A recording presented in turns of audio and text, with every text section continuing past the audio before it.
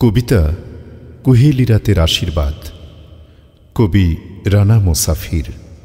আবৃত্তি আজহারুল ইসলাম রনি ও নীলুফার জাহান নীলু। প্লিজ এদিকে আসুন, আমাকে একটু হেল্প করুন। কাজের চাপে একেবারে আলু ভর্তা হয়ে যাচ্ছি। কেউ আলু ভর্তা হোক, এটাই আমার কাম্য। পাতলা ডাল তৈরি আছে। রসিকতা রাখুন, কাছে আসুন, আমার পাশের চেয়ারটাতে বসুন। বাজে কথা বলার একটু সময় নেই।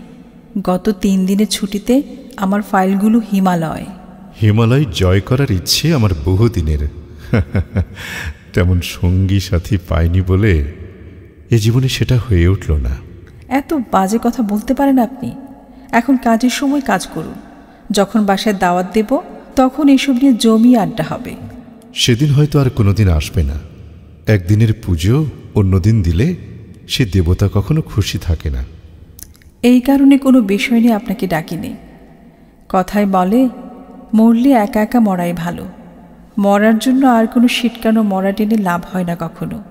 ঠিক আছে, আমিও চললাম এবং বললাম, আমাকে ছাড়া ওই ফাইল নিয়ে আপনার অবস্থা হবে কাহিল। তখন উদ্ধার পেতে এই বাচালকেই ডাকতে হবে, এটাই স্টাইল। তবু এতদিনে আসল সত্যটা স্বীকার করলেন। সেটা কি?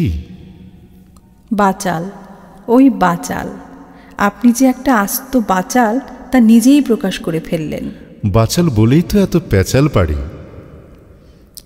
এই জানেন, আমি গত রাতে আপনাকে স্বপ্নে দেখেছি।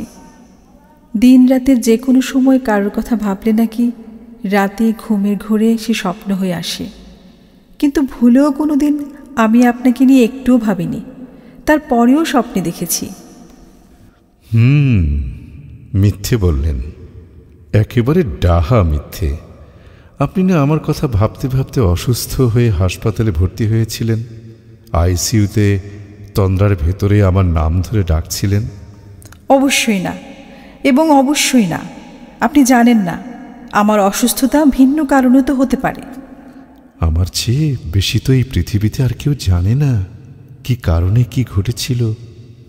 এসব কথা বলার জন্য কি আমি আপনাকে ডেকেছিলাম? আপনাকে ডেকে আমার দ্বিগুণ ক্ষতি হলো। ক্ষতি না, লাভই হয়েছে। কি রকম? কাজের অজুহাত দিয়ে কথা বলতে পেরেছেন।